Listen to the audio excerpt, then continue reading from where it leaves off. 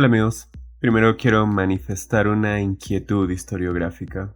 Poco o nada se ha avanzado en el estudio de la política peruana del siglo XIX. No obstante, como aquí estamos ensayando un estudio de la historia de la derecha en el Perú, recurro a ti, que sé que has leído libros de historia, para que llenes con tu entendimiento algunos de los vacíos que todavía no están del todo desarrollados en la historia del Perú y que voy a ir dejando en pro de una síntesis de los actores políticos de ese tiempo. Esto solo ocurrirá en este video porque, como dije, poco o nada se ha avanzado en el estudio de la política peruana del siglo XIX. Con esa advertencia, bienvenidos al capítulo 8, Manuel Pardo y el Partido Civil, 1872-1879.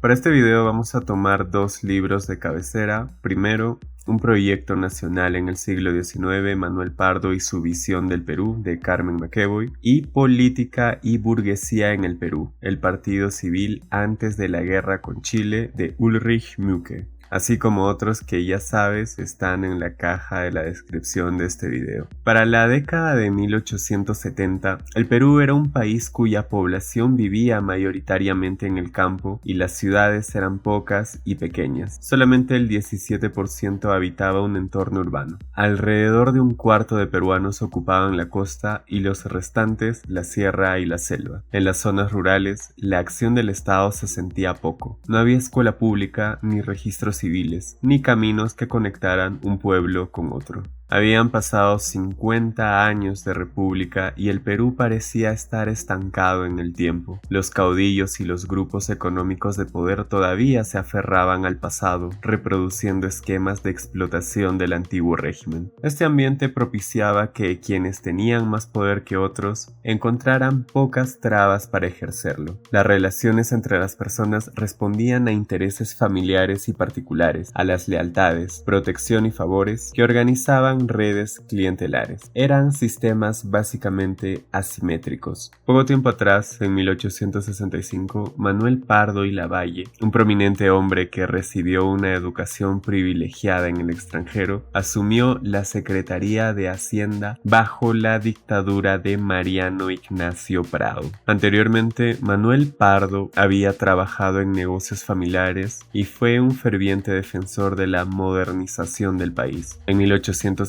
comenzó a destacar como intelectual y periodista, escribiendo sobre temas económicos y sociales y, como dijimos antes, para 1865 integraba el gabinete de talentos del dictador Prado. Prado y Pardo, no se confundan. Durante su brevísima gestión, Manuel Pardo advirtió del peligro que representaba para la economía peruana su dependencia exclusiva del comercio del guano, del cual el Perú había sacado gran provecho desde más o menos 1845. Manuel Pardo consideró necesario establecer ingresos alternos como los impuestos, en favor del incremento de los ingresos públicos. Sin embargo, sus opositores lograron que renunciara en 1866. Según Carmen McEvoy, el paso de Pardo por el gabinete de la dictadura, donde intentó articular una serie de reformas que fueron desactivadas posteriormente, lo hicieron comprender que no podía haber un Estado moderno sin una sociedad moderna. Por ello, algunos años después de su frustrante experiencia, emprendió el camino de la modernización de la sociedad a través de la creación del primer partido político del país, el Partido Civil. El intento de devolver a los civiles un papel preponderante en la vida política del país había constituido la dura tarea de casi 50 años de vida republicana. Las luchas previas y posteriores a la independencia destruyeron físicamente lo que había de infraestructura productiva. El Partido Civil. Según Contreras y Cueto, el Partido Civil fue el primer partido moderno y durante más de medio siglo el principal conductor del debate y del quehacer político en el Perú. El Partido Civil tuvo como antecedente inmediato a el Club Progreso, el cual nació en la agitación electoral de 1849 a 1851 y tuvo como secretarios a Pedro Gálvez y José Sevilla. El Club Progreso propició la candidatura a la presidencia de la República del hacendado iqueño Domingo Elías, del cual ya hablamos en otro video en este canal. Según McEvoy, en su programa, los antecesores de lo que sería el Partido Civil proponían el fomento a la inmigración, la reforma del sistema tributario, la unidad de las cámaras, el establecimiento de las escuelas para artesanos, la abolición de la pena de muerte, la elección directa, la reducción del periodo presidencial, la reducción del ejército, la organización de la Guardia Nacional, la economía de gastos y el gobierno civil. Muchos de estos planteamientos serán retomados por el Partido Civil en 1871. La derrota del candidato Domingo Elías frente al general José Rufino Echenique determinó que el Club Progresista se declarara en receso y clausurara su periódico El Progreso. En su último editorial, este veía aún no maduro el momento para practicar el derecho de insurrección y que, en general, la transición hacia un estado político mejor era lejana debido a lo embrionario del espíritu público. Anotaba que los cambios políticos que proponía el Club Progreso eran difíciles de llevar a cabo en un país donde imperaba el despotismo militar y donde los indios eran bestias de carga. Se ufanaba, sin embargo, de haber sembrado una semilla y expresaba su esperanza de que el cielo mandase la lluvia que la hiciera germinar. 20 años después, una generación liderada por Manuel Pardo tomaría la posta e intentaría cristalizar los planteamientos políticos de casi medio siglo. De acuerdo con McEvoy, es interesante anotar que el proyecto del Partido Civil reviviría las propuestas que, a lo largo de 50 años, habían enarbolado liberales y conservadores. De los liberales recogería la necesidad de que existiese una subordinación de la obediencia militar a la Constitución y a las leyes, la organización de la Guardia Nacional, las contribuciones directas, el fortalecimiento de las juntas departamentales, la organización municipal, la organización interior de la República y la preocupación por la educación. De los conservadores, el respeto por la ley y por las instituciones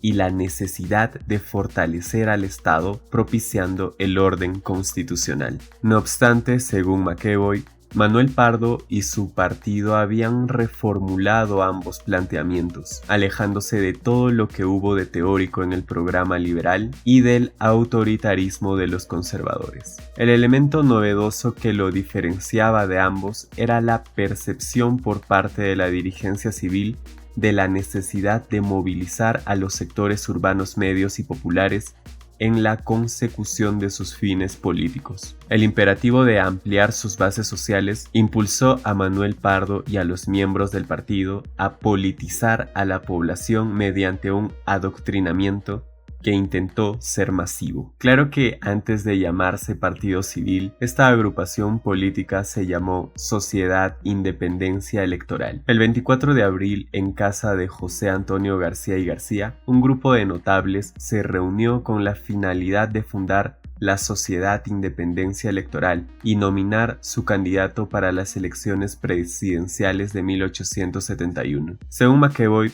un análisis detenido permite observar la heterogeneidad de este grupo formado por agricultores, militares, intelectuales, consignatarios, artesanos, periodistas, profesionales, antiguos funcionarios y autoridades políticas, banqueros, comerciantes, negociantes de la deuda y salitreros, sin faltar algunos parlamentarios de provincias. Entre los nombres notables tenemos a Demetrio Olavegoya, José María Sancho Dávila, Luis Roca y Boloña, José Antonio Roca y Boloña, Aurelio de Negri, Luis Felipe Villarán, Ignacio de Osma, José de la Riva Agüero y Luz Korsvaren, Federico Marriott y Pedro Correa y Santiago, todos ellos relacionados con la política y el comercio. Asimismo, el partido contaba con bases en los sectores populares quienes apoyaron el proyecto civil. Según McEvoy, esta situación se hará evidente en la reunión pública de presentación del partido que tuvo lugar el 2 de mayo de 1871 en el Teatro Odeón. Los asistentes sumaron, según informaciones recogidas por El Comercio, alrededor de 600 personas y se nota a través del análisis de las profesiones que declaran que se estaba dando una ampliación de las bases populares del partido. Esta asistencia permite afirmar que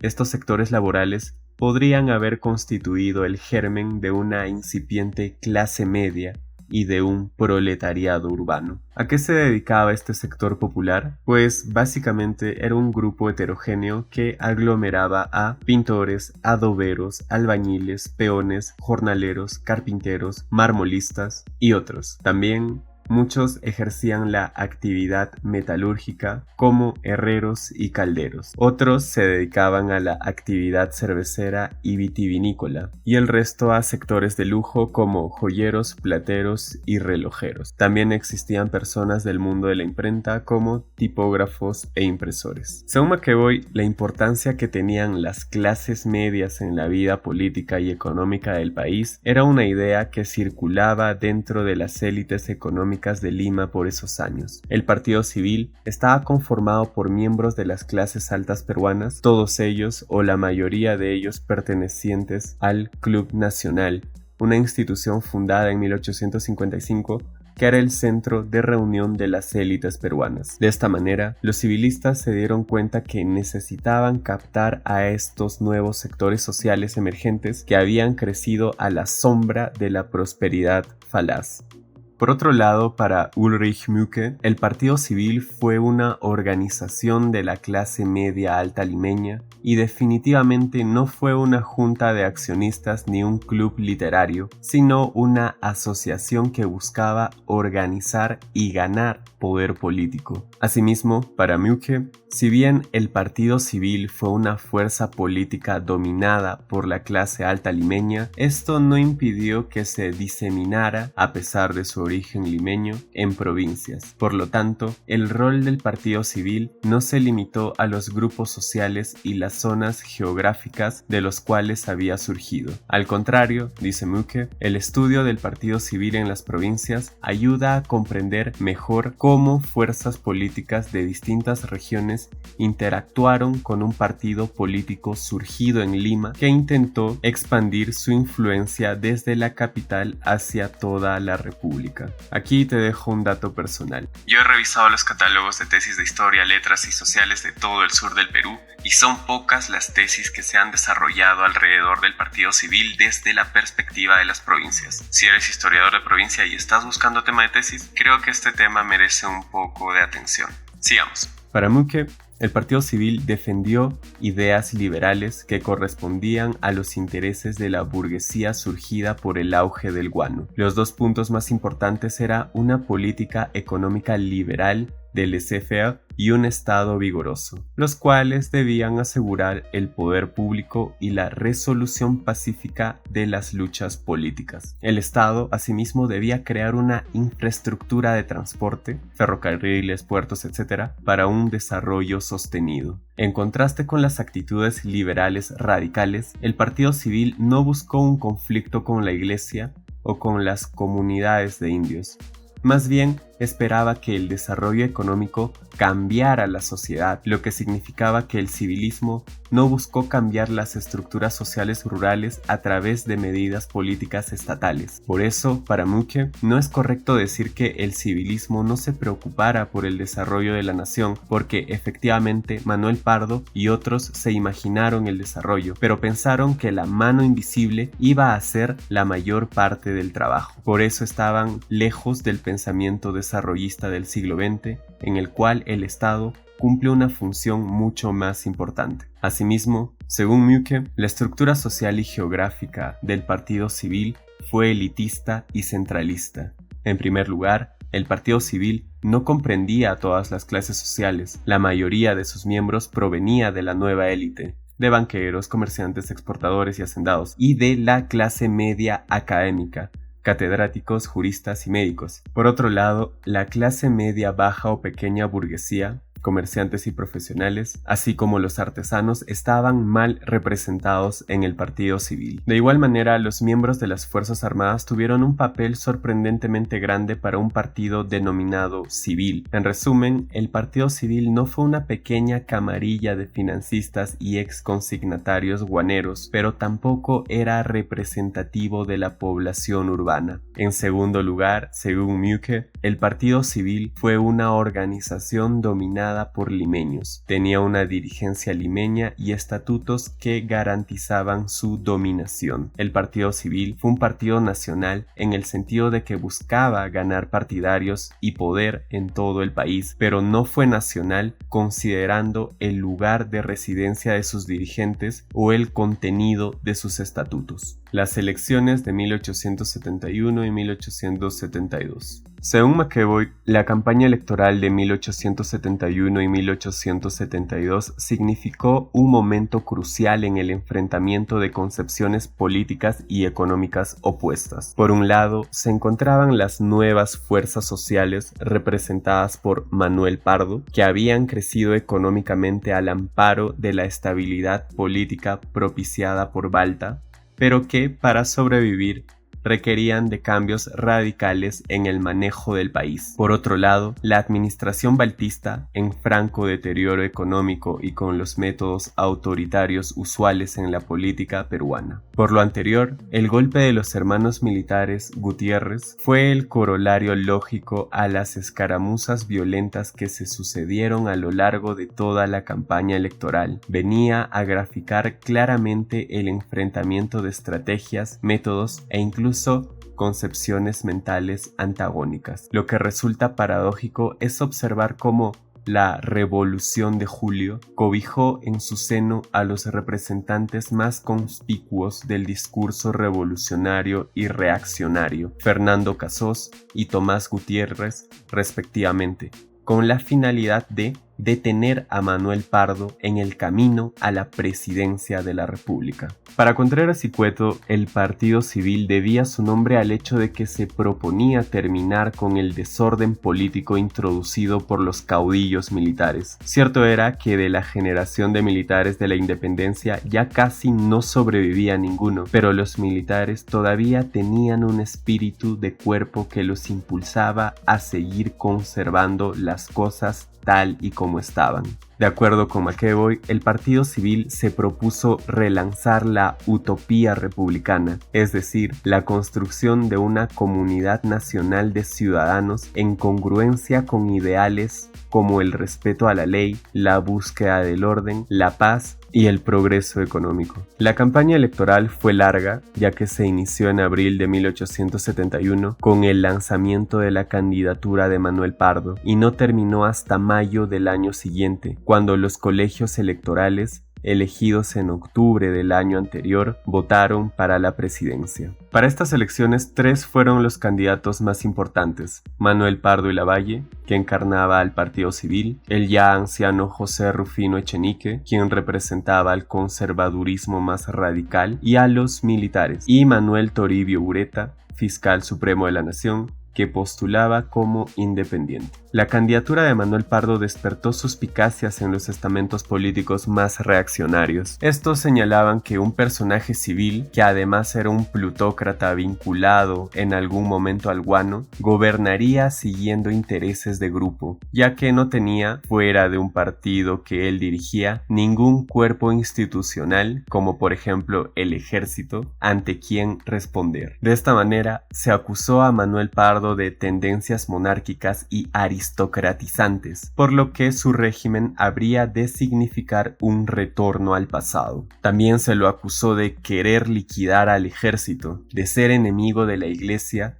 y participar de ideas de la francmasonería, la típica guerra sucia tan peruana y tan latinoamericana. Por entonces el voto era indirecto, es decir, las elecciones eran de tipo indirecto, es decir, cada 500 ciudadanos hábiles para votar elegían en cada provincia un elector. Estos electores se agrupaban luego en un colegio electoral donde se votaba ulteriormente para presidente y congresistas. Por entonces regía la Constitución de 1860, de la cual hablaremos en uno de los videos anexos a esta serie. De esta manera, en las elecciones de octubre de 1871, para designar los miembros de los colegios electorales, triunfó el Partido Civil contra otras candidaturas como la del general Echenique y el fiscal Ureta. El presidente Balta, presionado por los militares y los pierolistas, lanzó para lo que sería la segunda vuelta a otro candidato civil, el doctor Antonio Arenas, de las filas del pierolismo. Del pierolismo, según Contreras y Cueto, faltan estudios más profundos de su pensamiento y programas que vayan más allá de las directrices trazadas por Jorge Basadre. Podemos decir que era el partido que reunía sentimientos provincianos y católicos contrarios a la plutocracia costeña, defendía al mediano agricultor y al pequeño comerciante, y se alzaba con color nacionalista contra la injerencia extranjera y sus aliados locales. De acuerdo con Contreras y Cueto, el pierolismo era una reacción y un sentimiento contra el cariz plutocrático de los civilistas. Las contiendas entre el civilismo y el pierolismo dominaron la política peruana hasta los inicios del siglo XX. Manuel Pardo logró ganar las elecciones de abril-mayo de 1872. Antes de la transferencia del poder, hubo, en los últimos días de julio, un frustrado intento de los militares por impedirla. Fue la rebelión de los coroneles y hermanos Gutiérrez, dirigida por el ministro de Guerra, Tomás Gutiérrez, quien fue proclamado efímeramente jefe supremo de la República. Sin el apoyo de la Marina, que cerró filas con los civilistas, y con la hostilidad de las clases populares limeñas y chalacas, la rebelión fracasó y sus líderes fueron exterminados a palos por la plebe y terminaron colgados de las torres de la Catedral de Lima. Según Mueke, en la campaña electoral de 1871 y 1872, Manuel Pardo y sus colaboradores hicieron un enorme esfuerzo organizativo, gracias al cual lograron, por un lado, establecerse como fuerza política nacional y, por otro, ganar las elecciones. Su partido contaba con clubes electorales en más de 150 localidades y Manuel Pardo escribió docenas de cartas diariamente para asegurarse el respaldo de los votantes en todo el país, creando así una red política de seguidores que le apoyaron durante toda la campaña electoral y después. Las manifestaciones de masas que el Partido Civil llevó a cabo en Lima y Cusco fueron las concentraciones políticas más grandes que dichas ciudades habían visto. Para ganar tanto apoyo, el Partido Civil tuvo que hacer grandes esfuerzos. Manuel Pardo estaba tan convencido de la importancia de la prensa que compró una imprenta para la campaña electoral en el Cusco e hizo que fuera transportada a lomo de mula a esta ciudad. Dados los altos costos de la campaña, los candidatos para la presidencia o el Congreso se vieron forzados a invertir grandes sumas de dinero en sus candidaturas. En resumen, las elecciones llevaron a una amplia movilización política, en particular en las áreas urbanas, y ayudaron a legitimar el poder político. Manuel Pardo inició en 1872 su expectante gobierno. Introdujo la descentralización administrativa alrededor de los consejos municipales y la educación, especialmente la primaria, para lo cual dio un reglamento de instrucción primaria que hizo que este primer grado de educación fuese obligatorio para los peruanos, y un reglamento general de instrucción pública. Asimismo, quiso, más que logró, impulsar la inmigración europea. Una medida importante de su gobierno fue la organización del primer censo de la República en 1876, que señaló que en el Perú vivían 2.700.000 habitantes, de los cuales apenas 4.000 o 5.000 habían alcanzado los requisitos que exigía la Constitución de 1860 para ejercer el voto en las elecciones de 1872, es decir, solo el 0,15%. Según Mueke, si bien el trabajo parlamentario jugó un papel importante en la formación del Partido Civil, la fuerza del partido en el Congreso variaba según la legislatura. Mientras el Partido Civil dominaba el Congreso en 1872 y 1873, su posición se debilitó en los años siguientes debido a, en primer lugar, a desarrollos durante la presidencia de Manuel Pardo y, en segundo, al fin de la presidencia de Pardo en 1876 y, por último, a conflictos internos. Solo cuando Pardo salió al exilio a Chile, Sus partidarios lograron superar estos conflictos y construir una oposición parlamentaria contra el presidente Mariano Ignacio Prado. Durante la legislatura de 1878 y 1879, el Partido Civil era con mucho la agrupación parlamentaria más grande en la Cámara de Diputados. Las críticas manifestadas con respecto a su dura línea opositoria desembocaron en un debate en torno al papel de los partidos en el sistema político, lo cual tuvo como resultado que en 1878 la Cámara de Diputados aprobara una resolución declarando que la existencia de partidos políticos era una característica fundamental de una democracia. La política civilista en contra de Mariano Ignacio Prado durante la legislatura de 1878 y 1879 se debió en gran parte a las elecciones de 1877. Como Manuel Pardo estaba viviendo en Lima, la campaña electoral fue encabezada por la dirigencia partidaria, la cual logró establecerse como la autoridad suprema del partido incluso después de terminadas las elecciones. Este liderazgo tuvo una influencia significativa sobre el comportamiento del grupo parlamentario y su institucionalización. Una tesorería partidaria, cargos ejecutivos fijos, la división del trabajo y así sucesivamente significaba que el partido podía convertirse en una organización política importante que ya no dependía del liderazgo de su fundador Manuel Pardo. Gracias a estas semillas de institucionalización, el Partido Civil logró no solo sobrevivir a la muerte de Pardo en 1878, sino fortalecerse en los meses siguientes hasta que la guerra con Chile iba a interrumpir este proceso. Aunque el surgimiento del Partido Civil fue fundamentalmente una respuesta a las demandas de la campaña electoral y las actividades parlamentarias, la presidencia de Manuel Pardo entre 1872 y 1876 también tuvo un papel importante. Durante este lapso, Pardo amplió y fortaleció su red, la cual había construido principalmente en el transcurso de la campaña electoral. Para ello, utilizó todos los medios que estaban al alcance del presidente de la República. Los grupos que eran claves para que el Partido Civil se consolidara como la fuerza política más importante del país fueron los artesanos y las élites provinciales. Sin embargo, en las provincias había poco interés por seguir los lineamientos programáticos de Lima y fue por esta razón que muchos de los proyectos de reforma de Pardo fracasaron.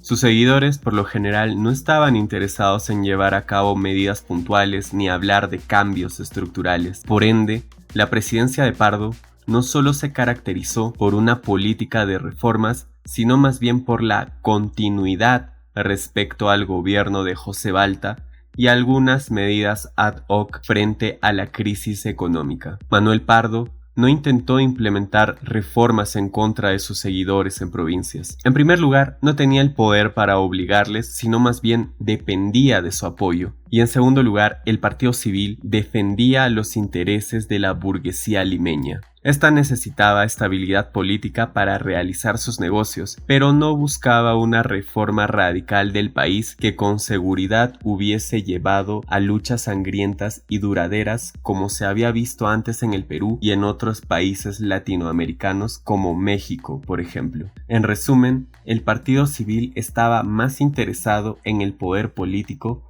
que en un proyecto político. Dicho de otra manera, el proyecto político del Partido Civil era, antes que nada, el poder. Finalmente, para Müque, a nivel nacional, el Partido Civil estuvo conformado hasta mediados de la década de 1870 por la red personal de Manuel Pardo, y por ello aún no había terminado su transformación en un partido político moderno. Esto solo se alcanzó con el exilio de Pardo y su temprana muerte, lo cual tuvo como resultado que la dirigencia del partido ocupara el centro de dicha red.